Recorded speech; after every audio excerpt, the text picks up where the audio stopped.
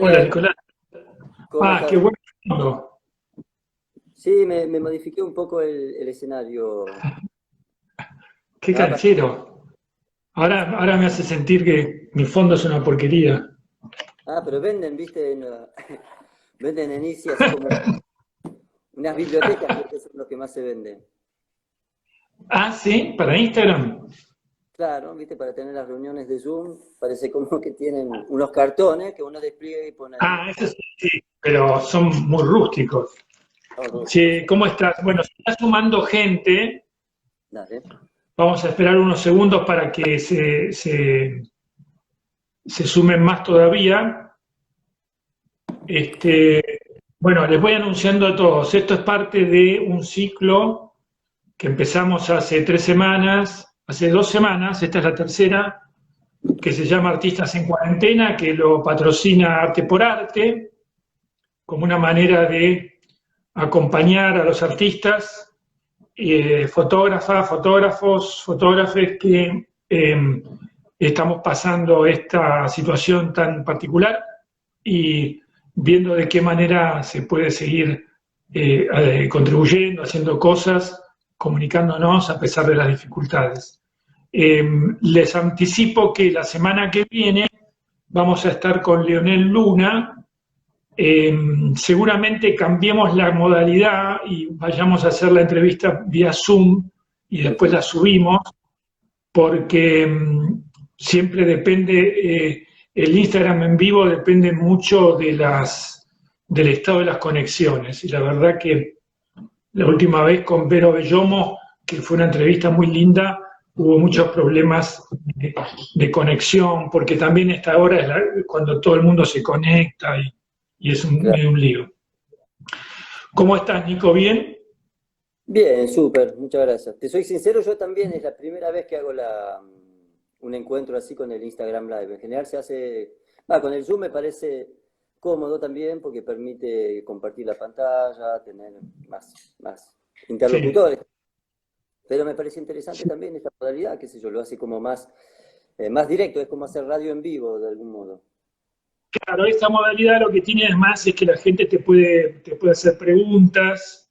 Ves Ujú, que vos estás viendo, ¿no? Que hay la gente que se está uniendo, ujú. y se está uniendo mucha gente. Ahí está Mónica Perfetti. Mónica, un abrazo. Hola, ¿cómo andan? Este, bueno, entonces, la idea, Nico, es hacer una breve entrevista, es tomar así una copa de vino. No, vos estás tomando agua. No, no, es vino blanco. Un vino ahí Mira, medio frutal, así, medio yo azucaradito. estoy tomando vino tinto. Bueno, Se chin chin, toma más en cuarentena. chin chin, hermano. Estos brindis son... ¿A vos qué te parece? ¿Se toma más en cuarentena? Escuché decir que sí, que así sucede. Nosotras, acá en casa hemos hecho algunos asaditos, cosas que no hacíamos antes, encuentros, y hemos descorchado algunos vinos.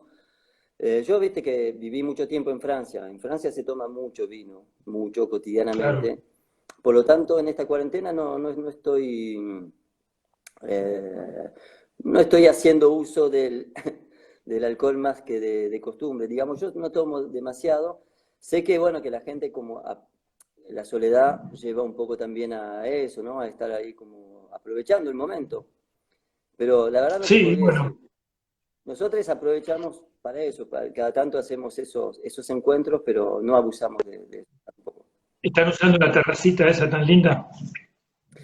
Estamos acá claro, en Almagro, ¿viste? Vos conocés esta casa. Claro, Y sí, bueno, bueno, yo estamos, digo terracita porque casi es una cancha de tenis esa terraza.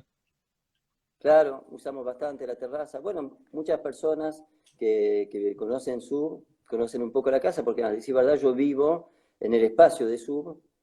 Así que, bueno, Claro. sí, la verdad que descubrimos espacios que no conocíamos antes. En particular, yo, bueno, en la cuarentena no me cambió demasiado porque yo trabajo, tengo mi taller, tengo mi laboratorio, tengo mi estudio acá en Sur. Trabajo acá en casa desde siempre. Así que en ese Claro. sentido La cuarentena no es que me cambió bastante, como a todos, pero en mi cotidiano se mantuvo un poco esa dinámica. Yo que la, estoy,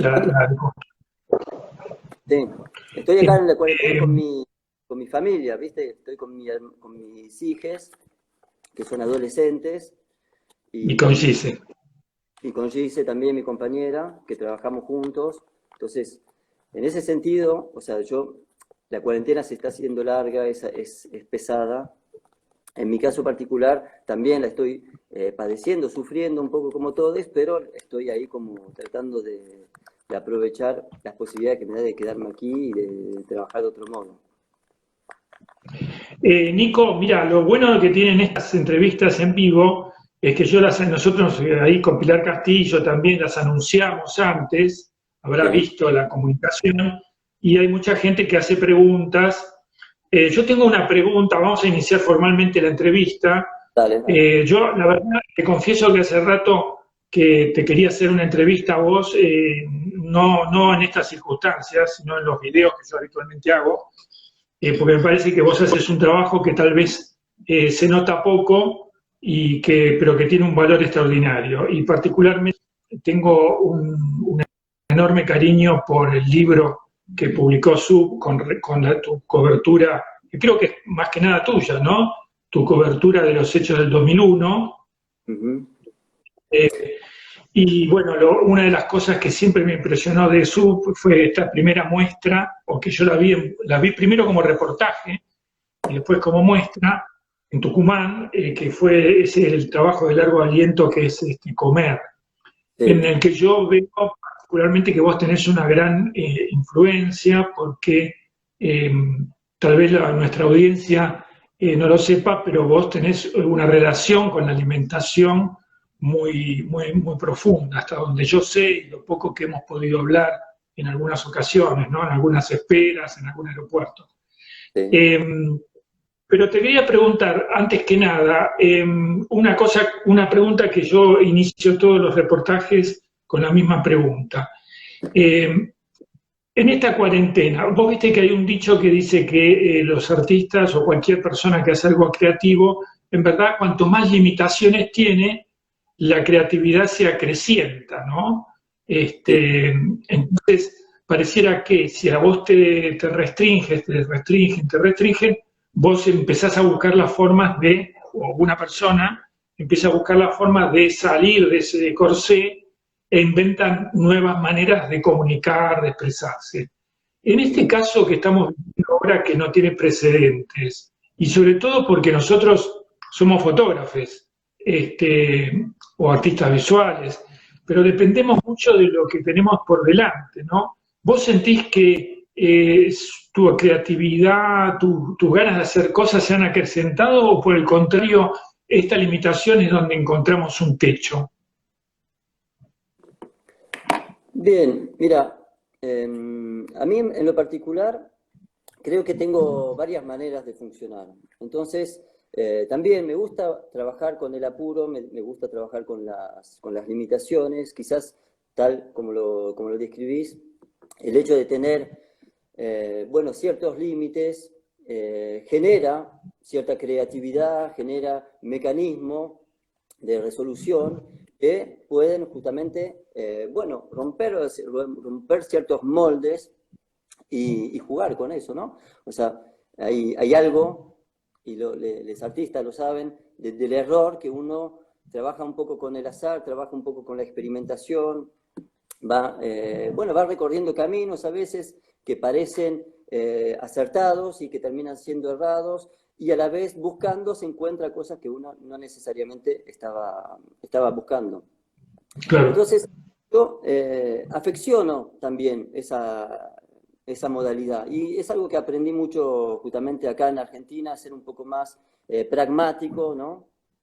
Y a buscar justamente, bueno, lo bueno de lo que sucede, ¿no? De hecho, si lo pensamos, hablaste mucho de Sub y me gusta que así sea porque realmente mi vida artística, toda mi carrera, está muy ligada a Sub. Yo trabajé como fotógrafo freelance, pero muy poco tiempo, justamente a partir de esas jornadas que nombraste, a partir del 2001, que ese fue casi mi primer reportaje, ese mes de diciembre del 2001. Y a partir de ahí casi siempre trabajé en colectivo, y eso se va a notar, creo, en esta charla, o siempre se nota en las entrevistas que me hacen, que suelo usar la primer persona del plural, ¿no? Hablo en nosotros mucho tiempo. Y me gusta, me vinculo mucho con eso. Y te lo cuento porque justamente en base a la pregunta que haces, efectivamente, nosotros nacimos un poco de ese escenario de crisis, de una crisis política, social, económica, una crisis que atravesó un poco todos los sectores sociales y que tocó todos los sectores de nuestra vida, de nuestros vínculos. Y fruto de esa crisis se generaron alternativas, modos de funcionar muy distintos, ¿no? Se fueron como inventando, creando modos de funcionar distintos. Y muchas veces nos definen a SUB como hijos de esos procesos. Y es algo que de algún modo yo reivindico, y que si bien es algo que pasó hace 15 años, 20 años, y muchas cosas fueron cambiando, por suerte en SUB hubo una evolución constante. De todos modos, hay algo en nuestros genes, en nuestros modos de funcionar, que está vinculado a ese momento particular y a ese escenario que contás vos, que es la necesidad de repente de unir fuerza, de juntar los recursos, de pensarse de modo colectivo, de poner en común bueno, cuando hablo de recursos no hablo de recursos económicos, sino de las ideas, de todo lo que son los contactos, los recursos económicos, por supuesto, también el tiempo, y todo eso creo que fue lo que generó SUB. Quizás SUB no hubiese existido si no hubiese pasado ese momento histórico.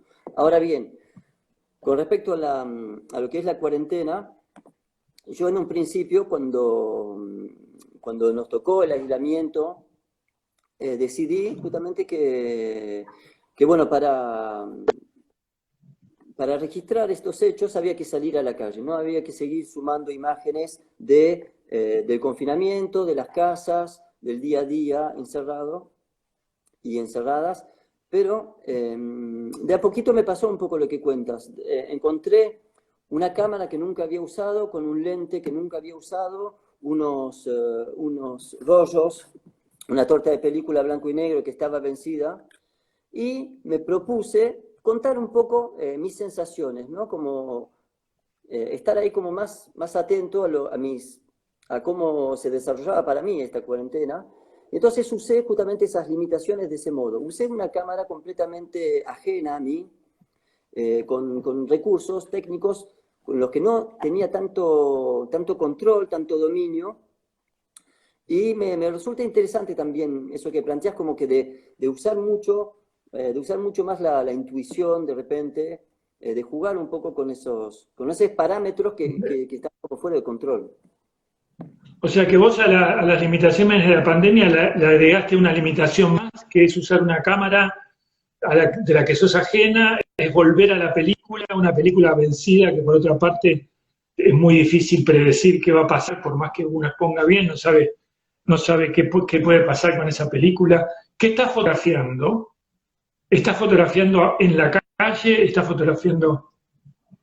Todavía no hemos salido con SUB, o sea, hemos hecho algunas notas que nos han encargado. En un momento había una idea de trabajar colectivamente sobre un tema en particular. No lo pudimos desarrollar porque también creo que en este momento hay como un replanteamiento de parte de las personas sobre las consecuencias de los actos personales, ¿no? Entonces decidimos que si efectivamente íbamos a salir, tenía que ser muy justificado, tenía que ser por una razón bien particular. Y no salir a fotografiar gente con barbijos nomás, digamos. Exacto. Y no hacer ese registro o hacer, bueno, esa actualidad. Sentimos que, bueno, que hay muchos que lo están haciendo, de manera realmente maravillosa.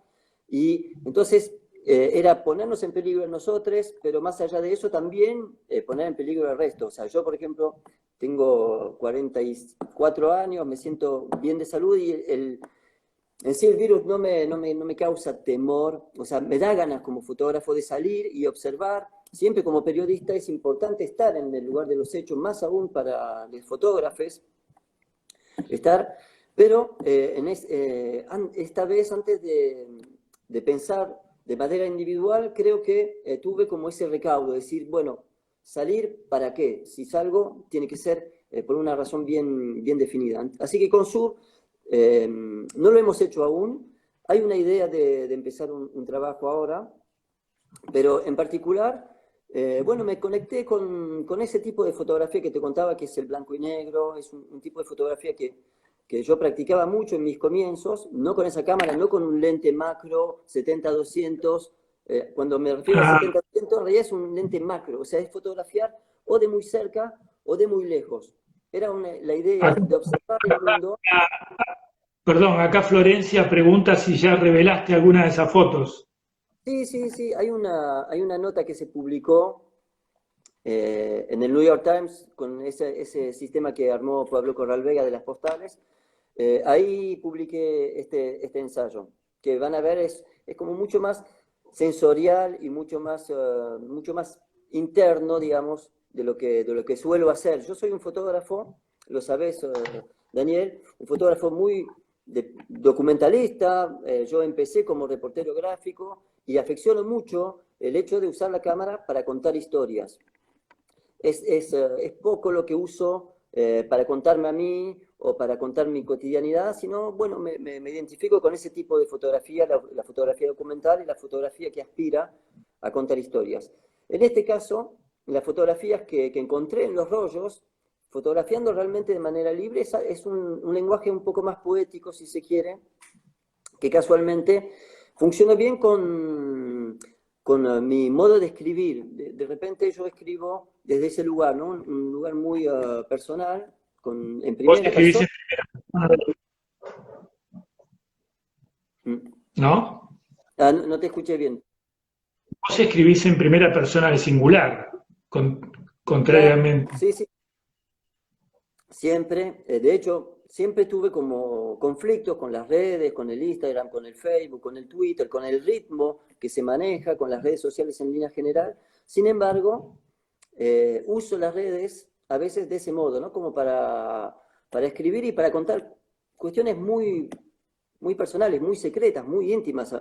Muchas veces cuento mi amor, por ejemplo, por mi compañera, por Gisela, lo cuento de manera muy abierta, muy honesta en Facebook, cosas que seguramente no le contaría a una persona si la tuviera enfrente, de repente.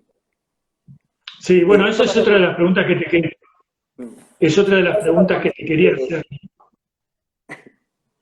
Primero, antes de seguir, ¿vos podés darnos el link donde la gente puede ver la nota en New York Times? ¿Dónde está? ¿En Lens Culture?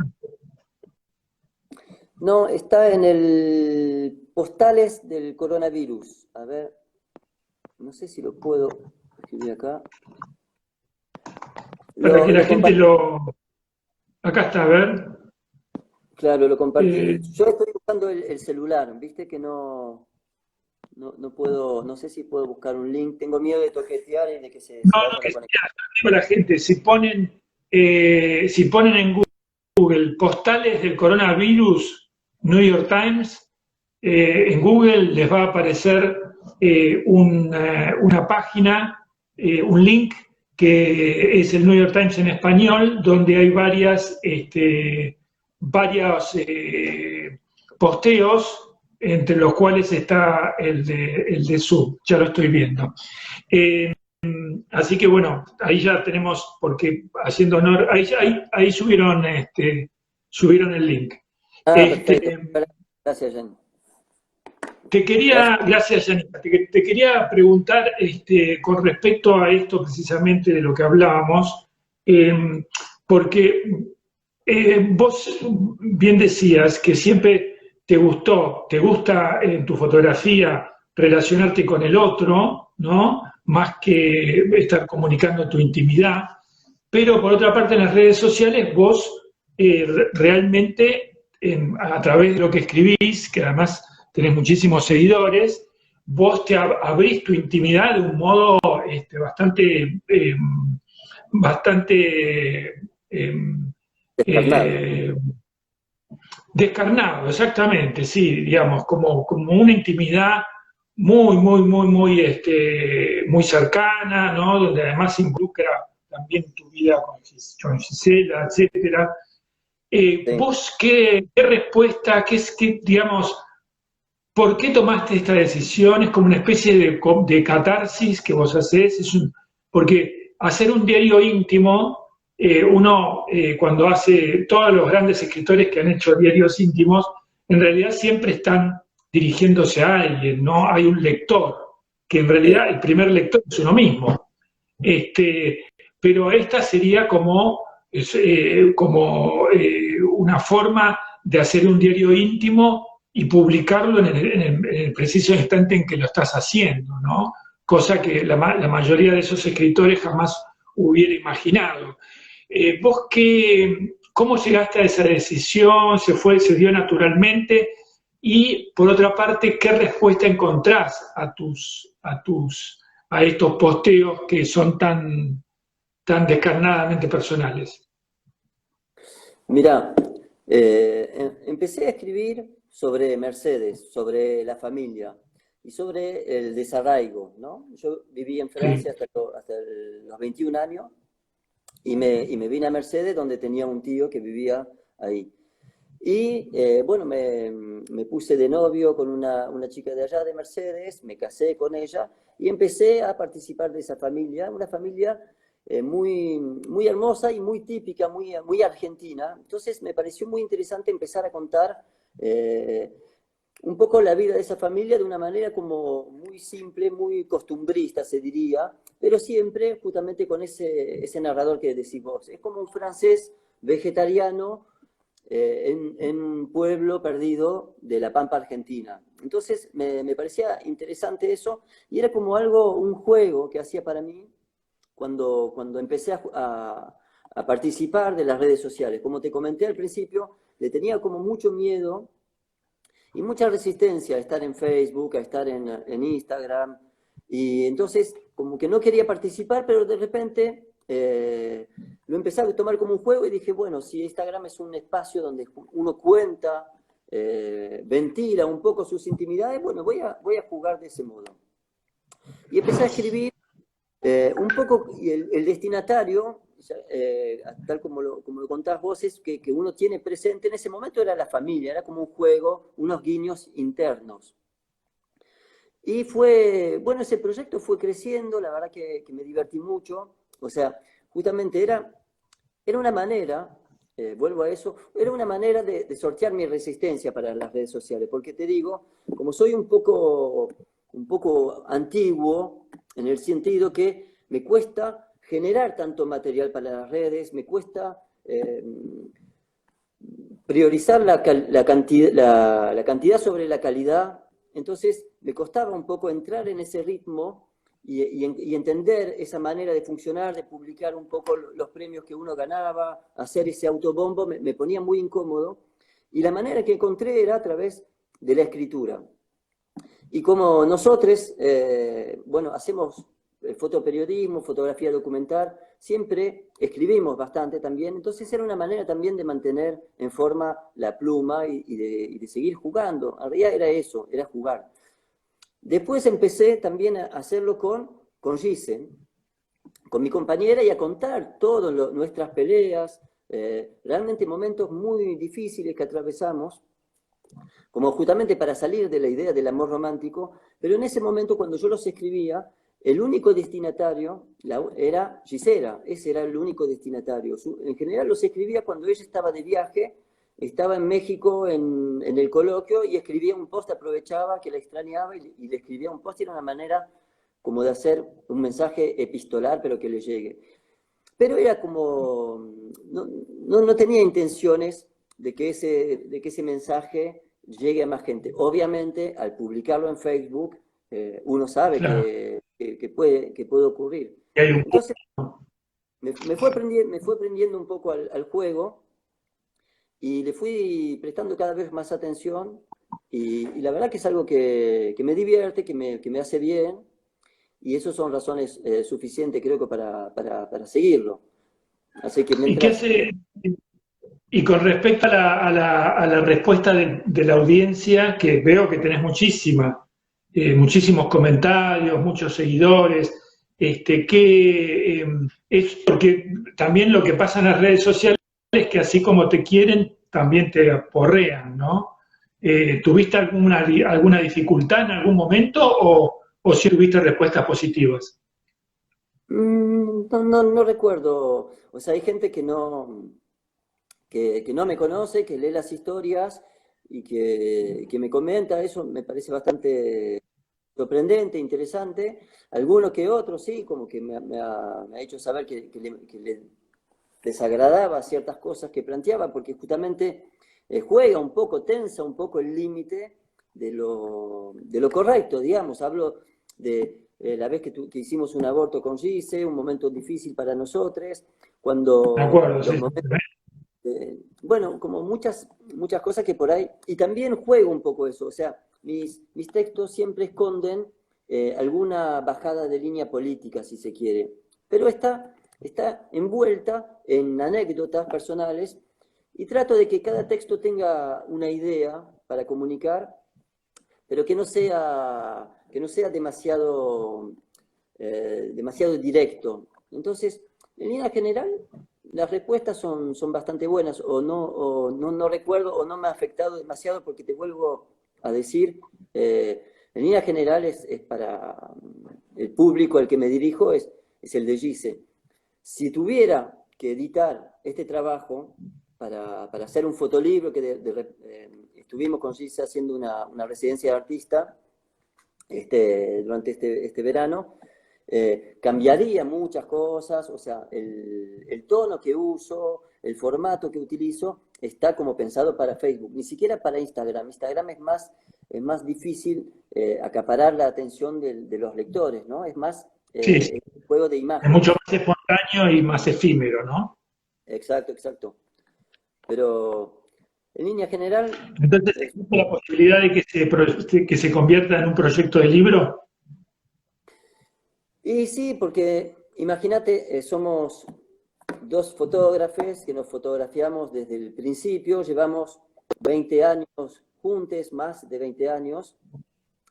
Es una historia que me parece que, bueno, que tiene esos condimentos que son interesantes porque hay imágenes íntimas, no tantas, porque suele pasar que los fotógrafos no se fotografían tanto entre ellos o entre casa, pero bueno, el hecho de que trabajamos juntos, que nos seguimos amando, que nos gusta, nos da ganas de hacer una publicación y nos han hecho propuestas para editarlo, entonces quizás sea un proyecto que este año logremos concretar, sí.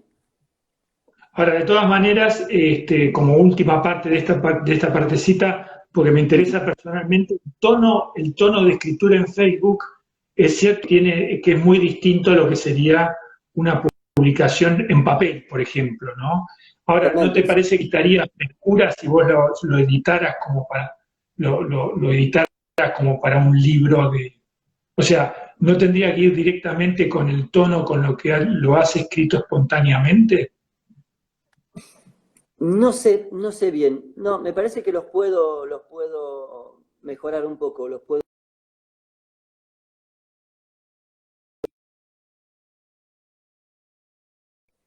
Yo estoy pensando en Sí, un corto. libro Sí. y lo que es el relato de las imágenes y el relato del texto corre por ritmos distintos. Entonces, lo que nos está costando, porque en realidad son dos visiones de la misma historia. Gise también está haciendo su interpretación de toda esta historia, Ah, está con lo cual escribiendo. sí, sí, va a ser como un libro a dos cabezas, o dos libros, o un libro que se mezcla todavía. Estamos pensando el objeto, digamos, el recurso para justamente unir esos dos relatos. Y entonces hay un tercer relato que es el relato escrito, que he hecho ciertas experiencias y es muy difícil congeniar esos dos ritmos, el ritmo de lectura de imágenes y el ritmo de lectura de texto es muy distinto, no se puede interrumpir el uno al otro. Así que en ese caso, todos los textos que estuvieron en Facebook, pienso que los tendría como que acomodar para darle un formato que justamente, bueno, corresponda a la dinámica de un libro, que creo que es distinta de la dinámica de una página web o de una red social. Sabés que hay un libro muy interesante, te paso el dato, si no lo conocés, por ahí seguro que Sí, lo conocés, un libro de Helmut Newton y de su mujer de toda la vida, Alice, que se llama Ellos y ah, nosotros,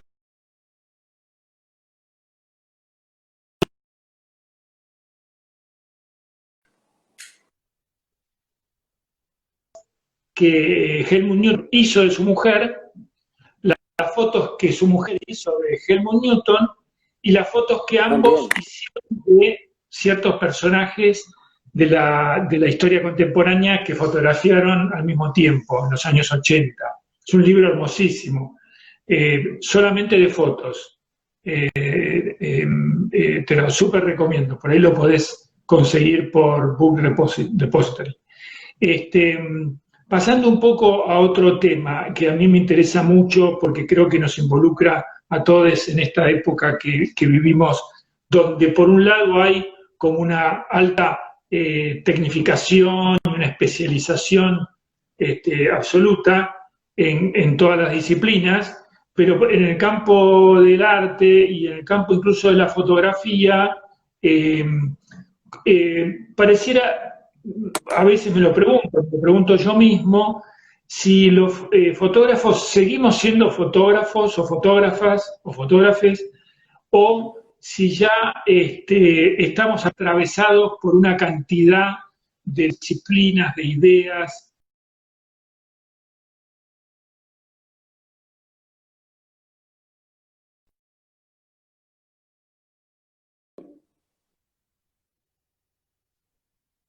A mí se me corta un poco tu conexión, pero igual creo que logré entender un poco tu pregunta. Sí, No sé si igual voy a ver hacia... de poder tener una mejor conexión. Voy a conectar datos. Bueno, lo que digo es, no se ha perdido un poco esa, no lo digo melancólicamente, digo, se ha perdido un poco esa relación que el fotógrafo o la fotógrafa tenía con la imagen, con su Ujú. cámara, esa cosa solitaria, y ahora estamos atravesados por el video, por la pintura, por las artes visuales en general, por el Sí. cine, y un poco ya no sabemos qué somos, ¿no? O sea, vos seguís siendo fotógrafo en el sentido estricto de la palabra. Y mira, el contexto en el que yo me formé, cuando empecé con el oficio de fotógrafo, ya como que estaba en un medio independiente donde se nos exigía o nos exigíamos a nosotros mismos tener tener datos, tener conocimiento, tener la capacidad de describir, tener la capacidad de tomar audio, de hacer entrevistas, pero no porque fuera un gran medio el que no lo exigiera, sino porque necesitábamos entender lo que estaba pasando en la calle, necesitábamos entender y comprender para después comunicar mejor. Entonces, yo siempre, el oficio de fotógrafo o de fotógrafa, siempre lo he asimilado, o bueno, lo he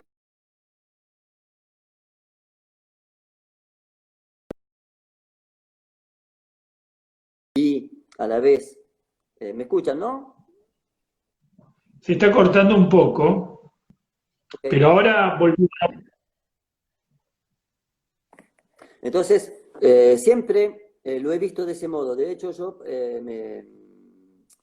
me formé, digamos, como te decía, en Indymedia, en algunos de estos, con La Vaca, por ejemplo, con grandes periodistas que un poco me han dado esa, no digo esa habilidad, pero esa preocupación de llegar en un lugar y de escuchar mucho, de tratar de entender, de compartir. Acá estamos otra vez. Eh, Se cortó la transmisión. Hola Graciela. Se cortó la transmisión, así que ahora estamos volviendo. Ahí está Nicolás. Ahí Bueno, creo que se creo que estabilizó. sí.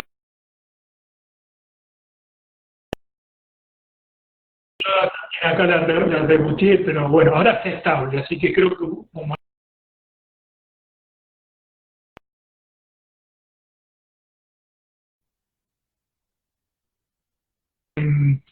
es un momento de ampliar,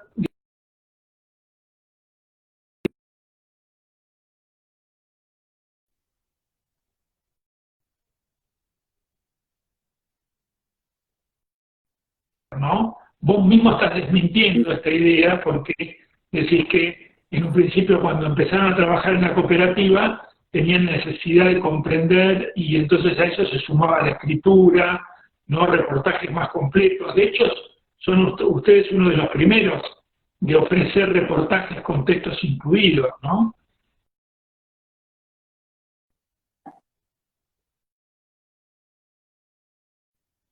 ¿Que hace 20 años o ha cambiado mucho?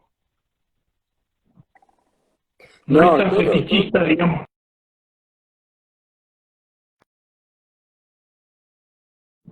cambiado tanto que va cambiando a medida que pasa el tiempo. Creo que lo que permanece justamente es, bueno, la necesidad de, bueno, de entender el mundo, de querer ver a través de algún periodista o de algún comunicador específico cierta realidad. Así que yo creo que los medios cambian, los recursos cambian, los dispositivos cambian, lo que no cambia es el interés por comprender.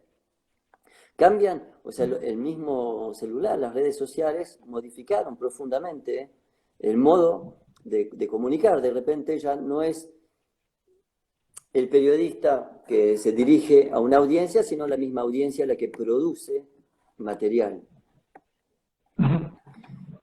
Entonces, Y, creí, sí.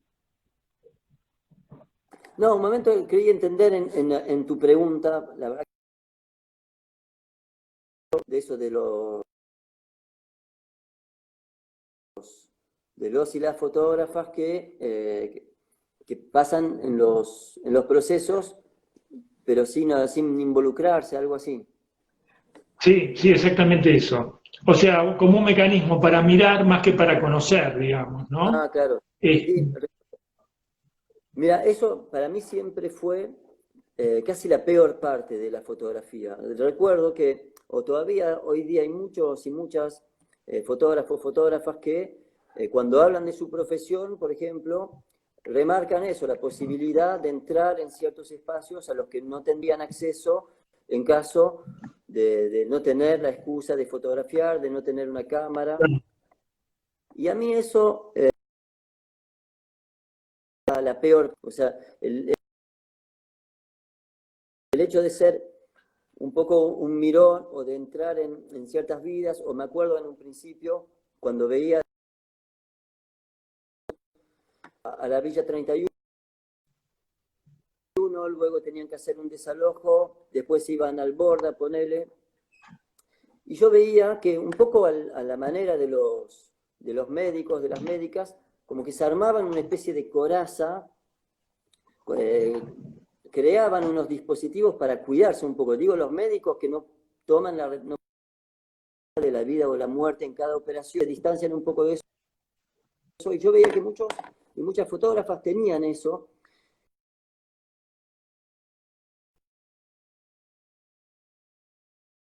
De pasar oficialmente sobre las cosas y tener esa capacidad de entender y de participar, de formar parte un poco de esas cosas.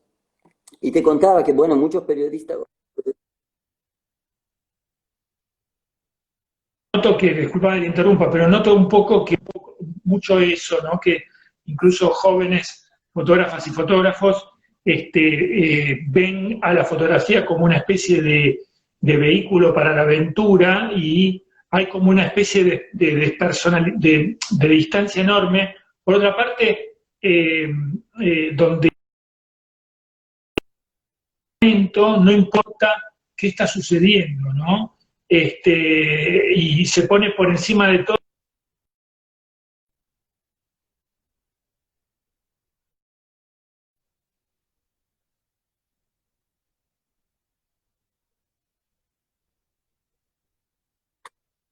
Eso, en un punto me parece que tendríamos que lograr una tarea más educativa, los que por ahí tenemos,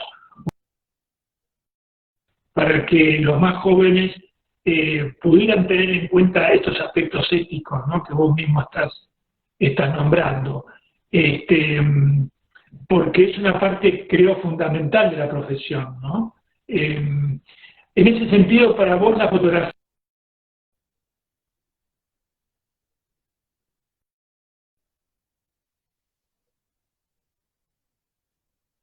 a lo largo de tu vida.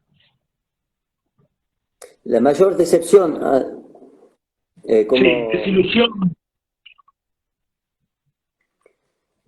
Y mira, yo creo que justamente por lo que te contaba antes, y que también se une un poco con lo que estábamos conversando, yo me formé un poco en esa fotografía humanista, con la idea de que de repente era una herramienta poderosa para, si no cambiar, modificar ciertas realidades o intervenir en ellas, tratar de aportar información o tratar de aportar justamente, bueno, una mirada o traer cierto tema en la plaza social como para que se pueda debatir. Y creo que la principal, no sé si decepción a la vocación, como dijiste, darse cuenta de que quizás no era útil a las poblaciones que uno iba a retratar, sino que uno para uno mismo, de modo más bien egoísta, digamos, o egoísta en su propia situación, y para justamente acudir a esas poblaciones, digo, no sé, ir a asentamientos, acompañar a los trabajadores de ciertos conflictos, ir a algunas villas miserias, en algunos territorios, y fotografía en realidad no lograba del todo modificar la realidad de estas sentido esa decepción, y creo que con Sub nos hemos de repente dado cuenta de, y por eso que en vez de continuar haciendo una fotografía de registro, una fotografía de manifestación, de marcha, intentamos hacer una fotografía más cuestionadora, que justamente jugaba un poco con ciertos estereotipos, ciertos clichés, buscar a desarmar ciertas visualidades, ciertas cuestiones y ciertas ideas muy precisas de espacios. Y de ahí un trabajo cerrado que era para poner en el tapete el tema de la discapacidad, el tema de la pobreza, si se quiere, pero cuestionando desde ese lugar, ¿no? Como generando imágenes que quizás ayuden a entender todas las... si logré...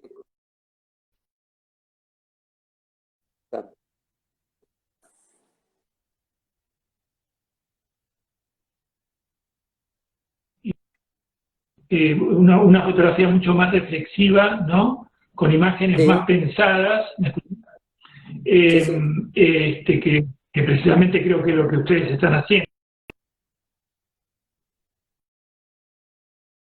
Y son hijos de grupos de grupos fotográficos.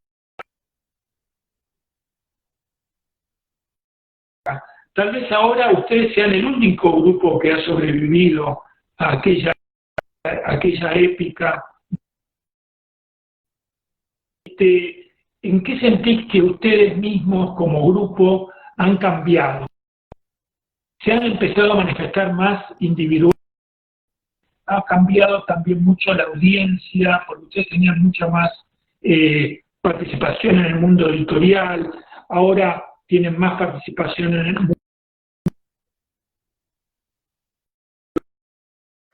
se han vuelto más elitistas en un punto.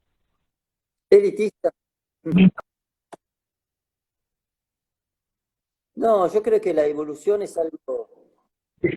Una, a veces ciertos devenires, las circunstancias te van llevando a cierto elitismo, ¿no? ¿Que vos crees que ese es un peligro, que es una cosa que está sucediendo o no?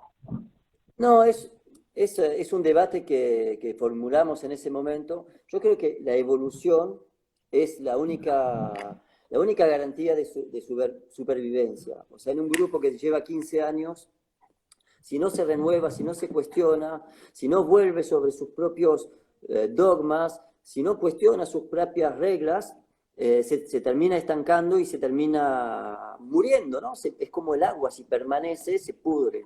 En Sur siempre hubo esa necesidad de encontrarnos y de discutir sobre los objetivos de cada uno, sobre los problemas de cada uno. Las relaciones interpersonales siempre fueron muy importantes en nuestro grupo. Y entonces logramos justamente avanzar. Y tal como lo afirmas, yo, por ejemplo, venimos de un sector muy militante. Nuestro público era principalmente los propios movimientos sociales que estábamos retratando y nos importaba sobre todo ese feedback, lo que ellos pensaban, y las fotos que generábamos servía para esos movimientos. Luego, también con el aval de esos movimientos empezamos a introducir a través de las grietas, de las galerías, de los medios de comunicación, de los museos, de los centros culturales, de los festivales, de las bienales, otro tipo de relato. Y en su momento me acuerdo que hemos hablado, por ejemplo, el Frente Darío Santillán, cuando nos propusieron hacer la muestra en el Recoleta, nosotros teníamos cierta resistencia para exponer ese trabajo ahí, y fue el mismo movimiento que nos dijo, no, nos interesa que nuestro discurso, que nuestras imágenes, que las imágenes de nuestro movimiento accedan a ese público. Así que nos volvimos quizás elitistas, como decís, con la intención de acaparar un poco más de público, también con la intención de, sin limitar nuestro discurso, quizás llegar a una población más abierta. Efectivamente, tiene que ver con la edad. O sea, yo empecé en Sur, tenía 25 años y tengo 30 años, ahora tengo 45 y tengo otras aspiraciones, otras necesidades también. Y cada uno de los miembros de Sur también tiene su propia evolución. Y creo que es muy sano, importante, necesario que cada grupo tenga ese espacio de desarrollo interno y externo. A nivel gráfico también. Claro, digamos, SUB sigue siendo un proyecto de algún modo ideológico o es un proyecto, digamos, cooperativo, comercial, digamos. Hay como una ideología, hay como una política concreta, una visión política de la sociedad, un cuestionamiento de la sociedad, digamos que ustedes lo hacen desde el mismo, no solamente desde las fotos, sino y las temáticas que abordan, sino desde el mismo funcionamiento del grupo, digamos, son como, podría decirse que son como una isla socialista en un mundo capitalista. Bueno. Y bueno, estoy tomando vino tinto malo. No, mira, viste que en el 2001 se hablaba mucho de la red. La red son muchos núcleos distintos, o sea, no hay un poder central que justamente reúna, que controle todo eso, y eso permitía mucha libertad, mucha potencia, porque podías destruir un nódulo y no destruías todo el resto de la red. Entonces, no somos una isla completamente aislada, sino somos sí parte de toda una red, y bueno, de muchos proyectos que son contemporáneos a SUB y que son anteriores también. Si uno piensa los movimientos de las fábricas recuperadas, con la cual nos identificamos mucho, porque nuestros estatutos, los estatutos de nuestra cooperativa, son, bueno, calcados de las fábricas recuperadas. Nuestro funcionamiento en asamblea horizontal es herencia de los movimientos sociales, de los movimientos de desocupados, de los zapatistas, de los anarquistas, de todo ese conocimiento lo captamos de ahí. Entonces, más que ser una isla, yo creo que somos un nódulo de una red, ¿no? Con la tribu, con todos esos actores sociales que sí, efectivamente, y me gusta que uses esa palabra, tienen una base ideológica muy fuerte. Pero, por ejemplo, SUB tiene eso. Es que la única, lo que yo noto es que tal vez estos proyectos, como el proyecto de ustedes y como tantos otros proyectos parecidos, sean la única forma de seguir teniendo una utopía, ¿no?, por delante en este mundo tan digo, ustedes no son los únicos, tal vez en el campo de la fotografía son los más conocidos y los que más han permanecido, pero en otros campos, como las organizaciones sociales, etcétera, también hay proyectos cooperativos de autogestión, ¿no? Que de algún modo están introduciendo las sociales, políticas y económicas de, los, de, de las relaciones tradicionales en la sociedad que estamos viviendo, ¿no? Por ahí no se nota tanto, pero creo que tal vez es una de las pocas ilusiones que todavía podemos sostener en el mundo tan despiadado, ¿no? Acá Marcelo Broski está preguntando, dice si la red incluye, la red que vos hablas, incluye del arte, ¿no? ¿Qué posición tienes con respecto al circuito del arte? Y más o menos tiene que ver un poco con lo que te contaba antes. O sea, con el afán de evolucionar y de llegar más lejos y de cuestionar, cuando nos tocó incorporarnos al mercado del arte, me acuerdo que vos lo hablaste con Daniel Muchiut, o sí, creo que fuiste vos, que hablaron, y Daniel decía, bueno, el mercado para mí es duras, ¿no? Y yo creo que nosotros al principio teníamos esa idea y en un momento nos dimos cuenta de que pecábamos de cierta ingenuidad. Me acuerdo que al principio, por ejemplo, entramos en las galerías y la gente nos decía, bueno, acá cuelgo la obra. Y nosotros decíamos, no, no es una obra, es una foto. Hasta que nos dimos cuenta de que para que no nos usen, teníamos que usar también esos espacios.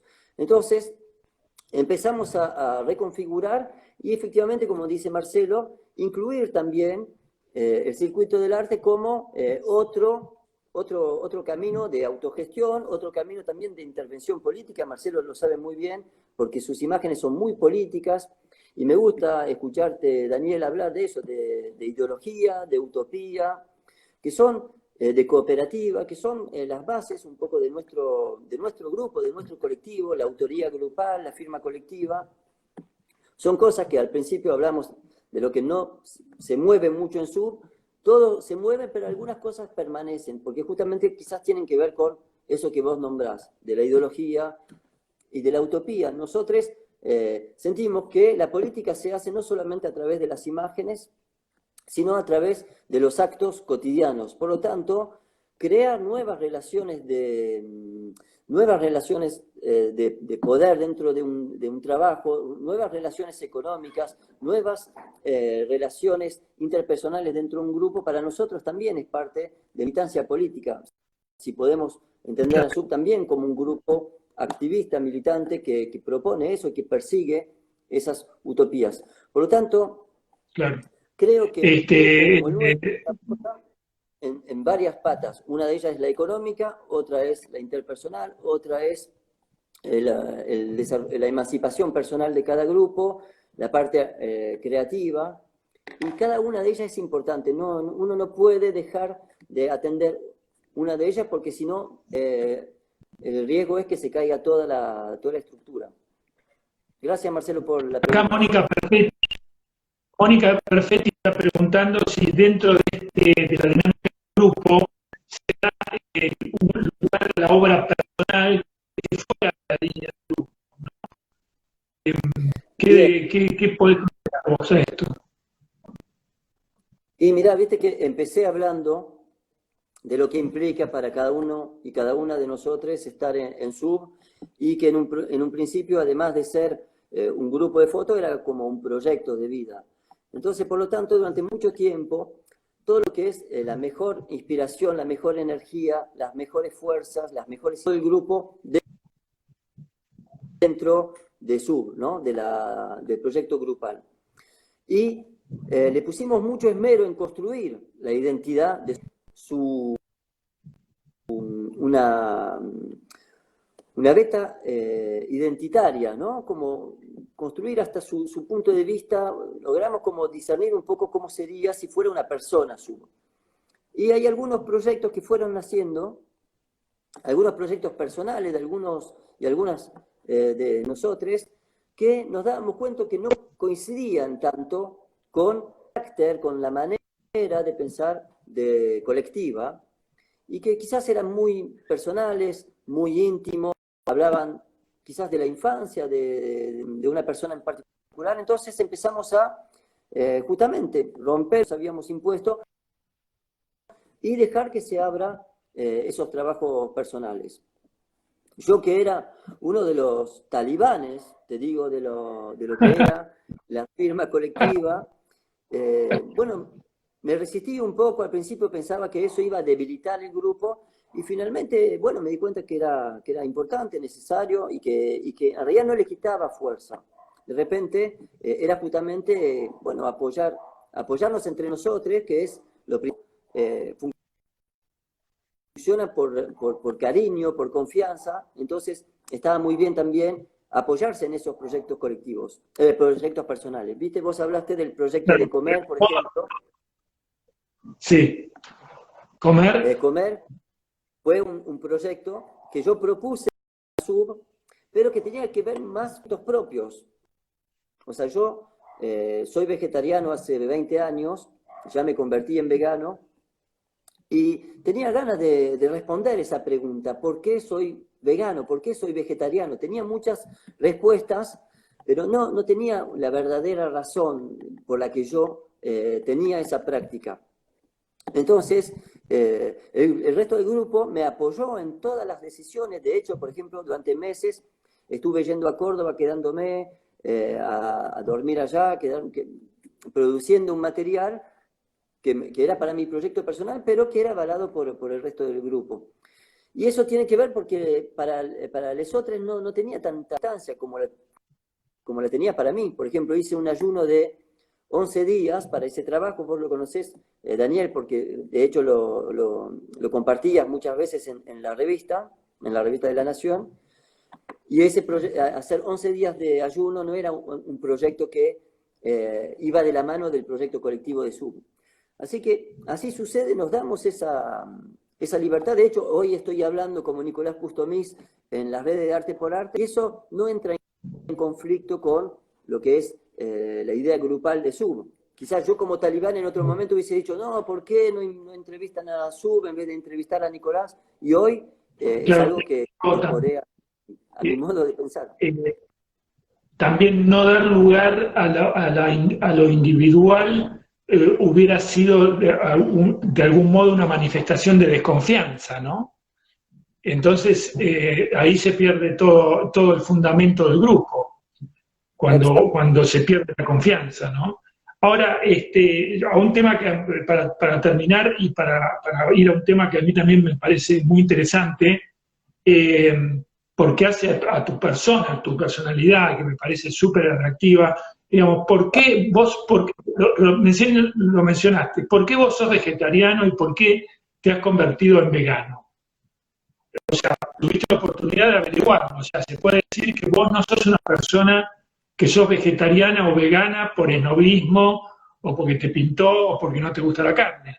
Digamos, ¿vos podés explicar en unas pocas palabras cuál es la razón por la cual sos vegetariano? Te digo que me interesa mucho, en particular porque yo creo, como hay muchas personas que creen también, que de algún modo indirecto esta pandemia que estamos sufriendo es consecuencia de la degradación a la que estamos sometiendo al planeta continuamente, ¿no? Por la cual nos enfrentamos a estos peligros desconocidos que parten de invadir desorganizadamente y sin ningún tipo de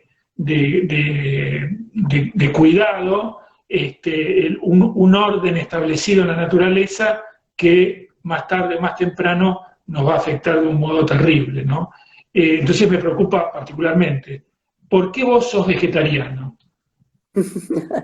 Bueno, gracias, gracias por decirlo, gracias por preguntar.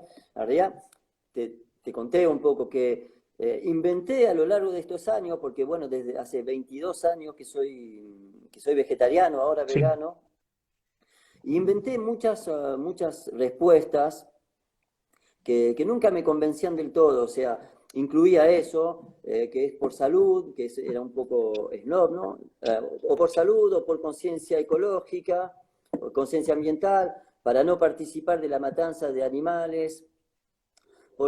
Inventé muchas respuestas y creo que nunca daba la verdadera razón del por qué ser vegetariano, porque simplemente no sé si la tenía tan claro y no sé si la tengo clara todavía hoy día. Creo que ser vegetariano para mí tiene un poco que ver con lo mismo que hablábamos anteriormente. Trabajar en una cooperativa de trabajo, ser parte de un grupo como SU, que apoya ciertas causas. No sé, por ejemplo, yo no uso Globo, no uso Rappi, esas aplicaciones, trato de comprar mi verdura a la UTT, trato de ir al mercado central, tengo mi compost, uso ropa vieja, la ropa de mi padre, todo eso, no sé, es como ser coherente un poco con lo que soy. Creo que la principal razón era esa, era como que una razón más bien egoísta, si se quiere. Formulaba muchas respuestas, pero que eran respuestas que quizás las adaptaba a cada público, como para que entiendan, pero en realidad es algo muy personal, que tiene que ver con eso, con yo sentirme bien con lo que hago y con lo que como. Creo que la comida es muy política, es muy cultural, y a mí me pone feliz poder incorporar esa dimensión a mi ritmo de vida. Entonces tiene un poquito que ver con eso, ¿no? Con todo eso. Y es una respuesta amplia que incluye todas las anteriores. La preocupación o lo que vos compartiste también me parece importante, y creo que quizás cuando hablamos de esta pandemia, de los efectos que va a tener esta pandemia, si bien son todas conjeturas, o sea, nadie sabe específicamente qué va a pasar. Nosotros en casa tenemos muchas charlas, siempre uno trae el complot de Bill Gates, el complot de no sé quién, las dudas que cada una tiene sobre lo que está sucediendo. Yo creo que quizás el cambio va a ser, para terminar con algo optimista, ¿no? Quizás va a ser un cambio más bien de actitud, no tan superficial, sino más profundo, ¿no? Yo creo que el mundo se está preparando para algo más duro, más difícil, más difícil de vivir como sociedad, pero yo creo que las personas en este momento se conectaron con ciertas cosas y están pensando justamente en ciertos límites, en la necesidad de la acción colectiva, la necesidad de un sistema de salud confiable y fuerte, la necesidad de cambios personales, cómo los actos de cada uno influye en el resto de las personas. Entonces me parece que de alguna manera, bueno, mi forma de comer tiene un poco que ver con eso, pero te vuelvo a repetir, no es una respuesta que tenga tan presente. Quizás No, pero la necesidad de hacer un sí. trabajo fotográfico tuvo que ver con eso. Hice un trabajo fotográfico para resolver esa interrogación personal que tenía. No, pero además a mí lo que me parece muy interesante y novedoso es que vos estás hablando de la alimentación, de un cierto tipo de alimentación, pero también estás hablando de una forma de comprar los alimentos y dónde comprar los alimentos, una forma de vestirse, una forma de consumir, ¿no? O sea, como que hay una especie de ecología con respecto, ¿no? Un sistema con respecto a tu vida personal, que no solamente es la comida, ¿no? No pasa porque uno no coma carne, sino que pasa por tener coherencia, ¿no? En todos los aspectos de la vida cotidiana y de la forma de insertarse en este mundo de consumo en el que inevitablemente estamos inmersos, ¿no? Por cuestiones personales, te vuelvo a decir, o sea, no quiero caer en el moralismo o de ser medio hippie con Josde, como dicen, no tengo Josde, no tengo obra social, pero a veces suena un poco a eso, ¿no? Digamos, para mí es una elección personal que a mí me hace bien y tiene que ver un poco con eso. Hippie con Josde, o los chicos se ríen y soy un poco como el padre progresista que quiere el poliamor pero no se lo banca, entonces se mutila a sí mismo para soportar.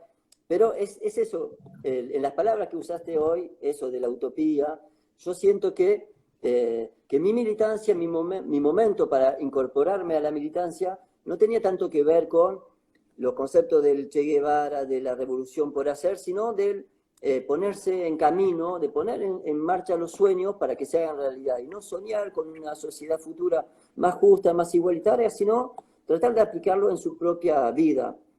Por eso muchas veces cuando nos hablan de SUB y nos dicen, bueno, y somos promotores de los colectivos, somos promotores de este formato, muchas veces me dicen, bueno, pero por ahí pueden cada uno hacer su carrera.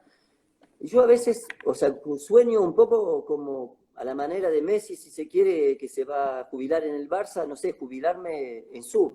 Y si no hago más fotos, bueno, hacer otra cosa, dedicarme a la carpintería o algo, alguna cosa más manual, pero en sí, digamos, es el espacio en el que justamente encuentro el justo equilibrio entre la posibilidad de un desarrollo personal bueno, una idea política, ideológica, como tal cual lo nombraste, y es una apuesta al futuro, una manera de seguir soñando. La utopía, como dice Galeano, no es algo alcanzable, es lo que a uno le permite y a una le permite seguir caminando.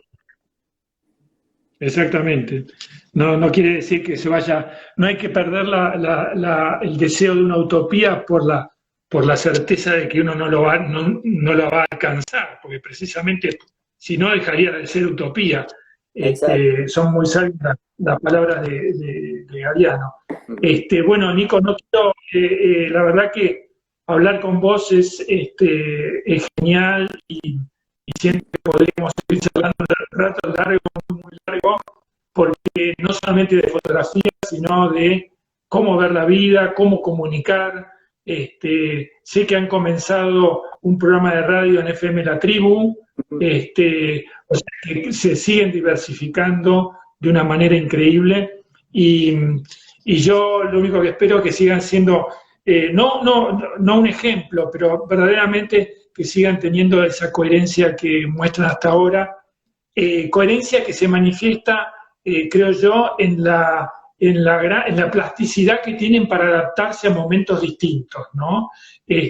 Porque evidentemente no estamos en el 2001, ni en el 2003, ni en el 2008, y las cosas están cambiando de un modo muy acelerado y no sabemos muy bien hacia dónde. Entonces, poder adaptarse como grupo a todos esos cambios realmente a mí me da mucha esperanza en lo personal. Así que bueno, te despido, te agradezco muchísimo. Seguramente vamos a entrevistarla más adelante, porque este ciclo va a continuar. La vamos a entrevistar a Gisela también. Perfecto. Anuncio a a toda la audiencia que está acá ahora en este momento, volví a sumar, que el martes que viene vamos a estar en una entrevista con Leonel Luna, un gran amigo, y la seguimos. Así que bueno, un gran abrazo a todos y nos vemos, ojalá que nos podamos ver en persona próximamente. Dale, yo te quería agradecer también, Daniel, por la invitación, y también disfruté mucho la charla, siempre muy interesante, bueno, poder justamente, bueno, tratar de encontrarnos bueno, compartir estos momentos. Y fue muy lindo también leer todos los mensajes, así que agradezco mucho a todos y todas los oyentes. Y Arte por Arte, por supuesto, también, que son unos aliados desde hace mucho y que, bueno, generan estos Bueno, yo conocí a Arte por Arte gracias a ustedes, en realidad. Gisela me introdujo a Arte por Sí. Arte. Pero además, bueno, nos queda pendiente que yo te quiero pedir algunas recetas, pero no Bueno, te las voy a pedir acá, sino que te las voy a pedir por privado. Bueno, un gran no me la abrazo esperaba, para todos no me y esperaba la nos vemos pregunta en la... de, ¿Eh? que no me esperaba la pregunta de por qué sos vegetariano, pero fue lindo hablar de eso también aquí. Te mando un gran abrazo. Nos vemos Dale, prontito, prontito. un abrazo. Chao. Gracias, Daniel. Adiós. Chao a Chau, chau. todos. Chao. Adiós, chau, chau. Chao.